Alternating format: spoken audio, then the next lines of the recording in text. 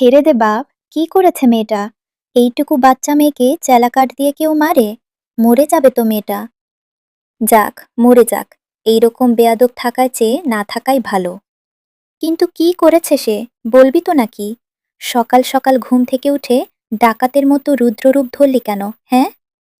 এ কথা বলতে বলতে উনি ছেলেকে একটু দূরে সরাতে চাইলেন, কিন্তু শক্তপোক্ত দেহের পুরুষালী দেহটাকে একটা পাও নড়াতে পারলেন না। সে এখনও তীক্ষ্ণ দৃষ্টিতে তাকিয়ে আছে শীতলের দিকে। এদিকে কাঁদতে কাঁদতে পেছন থেকে বড় মাকে জাপটে ধরেছে শীতল। মাত্র একটা বাড়ি খেয়ে হাউমাউ করে কাঁদছে। চোখ, মুখ লাল করে ভয়ে সিটিয়ে আছে বড় মার পেছনে। ফাটা বেগুনের মতো চুপসে গেছে একবুক সাহস। শুদ্ধ রাগে ফুঁসছে। আরেকটা বাড়ি দেওয়ার জন্য হাত নিষ্পিস করছে, কিন্তু সীতারা চৌধুরী হাত ধরে থাকাই পারছে না। তাকে কাঁদতে দেখে শুদ্ধ আরেকটা দেওয়ার জন্য মাকে সরাতে গেলে শীতল কাঁদতে কাঁদতে বলল, আর করব না ভায়া, এবারের মতো মাফ করে দাও। আর করবি কি না পরের হিসাব, এখন করলি কেন? বারণ করেছিলাম না? বলেছিলাম চৌধুরী নিবাসের মেয়েরা এত সস্তা না। সস্তা মেন্টালিটি দেখাতে চাইলে বাসার বাইরে বেরিয়ে যেতে বলো, বলেছিলাম। শুদ্ধর ধমকে কেঁপে উঠল শীতল। বড় মাকে ধরে পরপর মাথা নাড়ালে। অর্থাৎ শুদ্ধ বারণ করেছিল। তাকে মাথা নাড়ানো দেখে শুদ্ধ মায়ের হাত ছাড়িয়ে সাইড থেকে আরেক ঘা বসালো শীতলের পিঠে। তখন সারাফাত চৌধুরী কয়েক ধাপ এগিয়ে গুরুগম্ভীর সুরে বললেন, বাড়ির মেয়ের গায়ে হাত তোলা এ কেমন বিহেভিয়ার শুদ্ধ? এর আগে বারণ করেছিলাম না তোমাকে? মেয়েরা বড় হচ্ছে যখন, তখন তাদের গায়ে হাত তুলবে না। বাড়ির মেয়েটা যদি অবাধ্য হয়, শুধু মার কেন, প্রয়োজনে গলায় ফাঁস দিয়ে সিলিংয়ে ঝুলিয়ে রাখব। বড় ভাইয়ের কথা শুনে শখ আর স্বর্ণ গুটিয়ে গেল।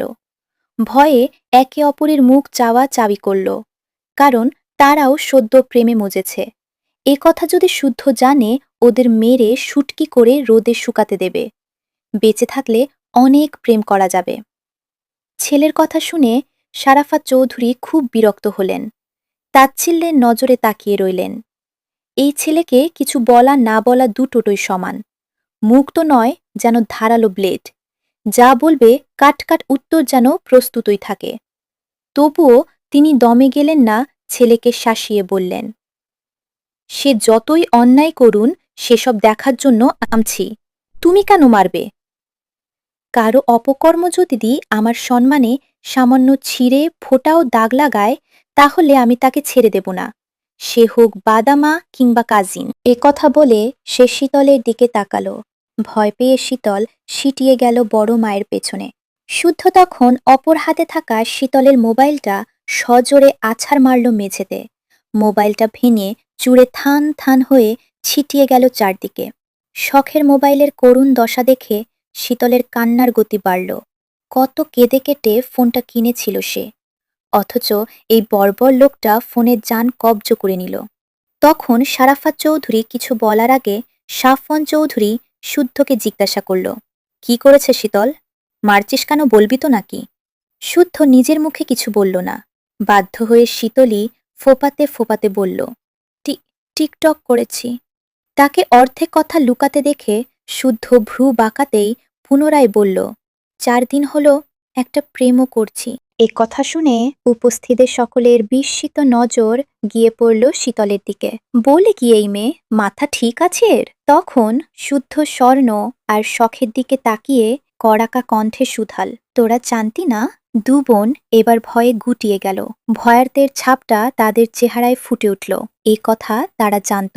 শীতলের পেট পাতলা, যেটাই করুক তাদের বলে দেয়। তাদের মুখ দেখে শুদ্ধ যা বোঝার বুঝে গেল, এরা তিনজনই একই ঘাটের মাঝি। এই তো বেশ কিছুদিন আগে একটা উড়ো খবর তার কানে এসেছে যে এদের একজন প্রেম করছে টিউশনির টিচারের সঙ্গে, আর আরেকজন ইউনিভার্সিটির একই ডিপার্টমেন্টের ছেলের সঙ্গে। খোঁজ নিয়েছে যদিও, এবং জেনেছে এসব কিছুই না, তাই কিছু বলেনি।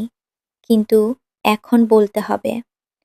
তারা নিজেরা করে না, ঠিক আছে, কিন্তু আরেক পণ্ডিতকে বারণ করল না কেন? 2 থাপ্পড় দিয়ে প্রেমের ভূত ছুটালো না কেন? যেহেতু করেনি, তাই তারাও সমান অপরাধী। অপরাধের সূত্র ধরে তাদেরও পানিশমেন্ট পেতে হবে। এসব ভেবে ওদের দিকে তেড়ে গেলে সাফওয়ান চৌধুরী থামালেন। তিন বোনকে মিছিমিছি খুব করে বকলেন।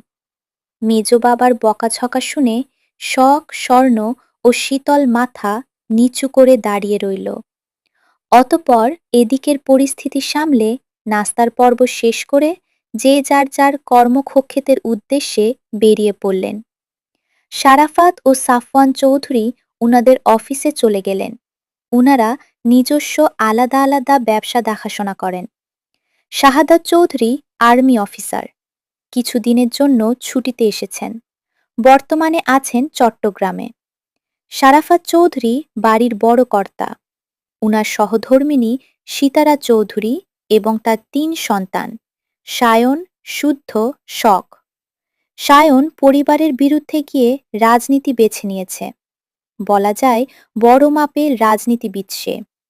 শুদ্ধর পড়াশোনা চলমান এবং সে একজন সায়েন্টিস্ট। কাজের সুবিধার্থে প্রায় সময় ঢাকায় থাকে। সুযোগ বুঝে ২-৪ দিনের জন্য বেড়াতে আসে। আর শখ বর্তমানে ডাক্তারি পড়ছে। সাফওয়ান চৌধুরী হচ্ছে চৌধুরী নিবাসের মেজোতা। তার সহধর্মিণী সিরাত, তাদের যমজ ছেলে সৃজন ও জো। তাদের বয়স ১২ বছর। ওদের দুজনেরা একই রকম। চট করে তাকিয়ে আলাদা করা মুশকিল। জন্মগতভাবে তাদের দুজনের চোখেই সমস্যা বিধায় চশমা পড়তে হয়, রোগ শোকও হয় একসাথে। সকালে একজনের জ্বর এলে ২-১ ঘন্টার মধ্যে আরেকজনের গা গরম হবেই, মিস হওয়ার স্কোপ নেই। তাই একজন অসুস্থ হওয়া মাত্র সিরাত মানসিকভাবে প্রস্তুত নেয় আরেকজনের সেবা শুশ্রূষা করার। তবে তারা স্বভাবে হয়েছে উল্টো। একজন উত্তর মেরু তো আরেকজন দক্ষিণ মেরু। শাহাদত চৌধুরী হচ্ছে এই বাড়ির ছোট কর্তা। উনার সহধর্মিণী সিমিন, তাদের ২ মেয়ে স্বর্ণ ও শীতল। স্বর্ণ অনার্স ২য় বর্ষের ছাত্রী, শীতল সবে কলেজে পা দিয়েছে। শাহাদত চৌধুরী চাকরিস্থল চট্টগ্রাম, সেখানে থাকেন। স্ত্রীসহ মেয়ে দুটোকে সবার সঙ্গে চৌধুরী নিবাসে থাকেন। তারা এই বাড়ি থেকে একবার নড়তেও ইচ্ছুক নয়। ধরা বাঁধা নিয়মে নাকি খাপ খাওয়ানো তাদের পক্ষে নাকি সম্ভব নয়। এ কথা শুনে উনিও কিছু বলেন না, কারণ উনার অনুপস্থিতিতে স্বর্ণ বা শীতল কম আদর পায় না। বরং শারাফাত, সাফওয়ান চৌধুরী সহ বাড়ির প্রত্যেকটা সদস্য একটু বেশি ভালোবাসে তাদের। সিতারা, সিরাত, সিমিন ৩ যা যত্ন করে আগলে রাখে পুরো চৌধুরী পরিবারটাকে। সব মানিয়ে নেয়, নিজেদের মতো করে। তবে মজার ব্যাপার, এই চৌধুরী নিবাসের প্রতিটা সদস্যের নামের শুরু স অথবা স দিয়ে, যেটা সচরাচর কোথাও তো শোনা যায় না, দেখাও যায় না। সায়ন রুম থেকে বেরিয়ে সিঁড়ি দিয়ে নামতে নামতে খেয়াল করে শীতল কান ধরে দাঁড়িয়ে আছে। তার শাস্তি এখনো শেষ হয়নি। ড্রয়িং রুমে শুদ্ধ বসে, তাই পালাতেও পারছে না। সে শীতলের দিকে তাকিয়ে খ্যাক খ্যাক করে হেসে বলল, হার ছেলে পেলি না, শেষে কি না ড্যান্ডিখোরের প্রেমে পড়লি? শীতল মুখ তুলে তাকালো। পায়ের ব্যথায় যান যায় যায় অবস্থা। সায়নকে হাসতে দেখে রাগ হলো খুব। কোথায় তাকে বাঁচিয়ে বড় ভাইয়ের দায়িত্ব পালন করবে তা না করে দাঁড়িয়ে দাঁত গেলিয়ে হাসছে। মীর জাফরের দল এক একটা, সময় তারও আসবে। সায়নের হাসি সহ্য হলো না, তাই শীতলও খ্যাক করে বলল, কে ড্যান্ডিখোর? সে মোটেও ড্যান্ডিখোর না। এ কথা শুনে সায়ন হো হো করে হেসে ফেলল। তখন তাদের কথার মাঝে সিরাত অর্থাৎ শীতলের মেজমা এসে উপস্থিত হলেন। উনি সায়নের উদ্দেশ্যে বললেন, ড্যান্ডি কিরে বাপ? ড্যান্ডি এক ধরনের আঠা।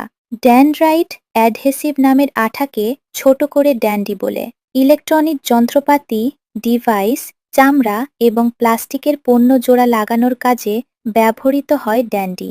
এটা এখন নেশা হিসেবে বেছে নিয়েছে অনেকে।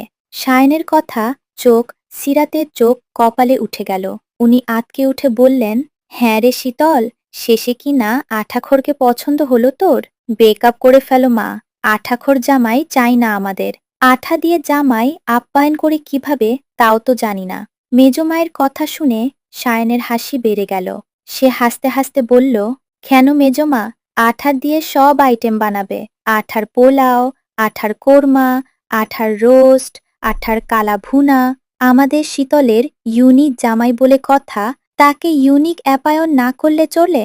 এ কথা বলে সায়ন আবারও হাসতে লাগল। খাবারের আইটেমের নাম শুনে সিরাত মুখ কুঁচকে নিলেন, আর শীতল বিরক্ত হয়ে তাকিয়ে রইল। বড় ভাইগুলোর কাজই হলো ছোট বোনদের বফের ধরা। কি যে মজা পায় কে জানে। তবে বাড়ির সবাই জেনে গেছে দেখে সেও ভেবে নিল আজই ব্রেকআপ করে নেবে, নয়তো শুদ্ধ ভাই চেলা কাঠ ভাঙবে তার পিঠের উপরে।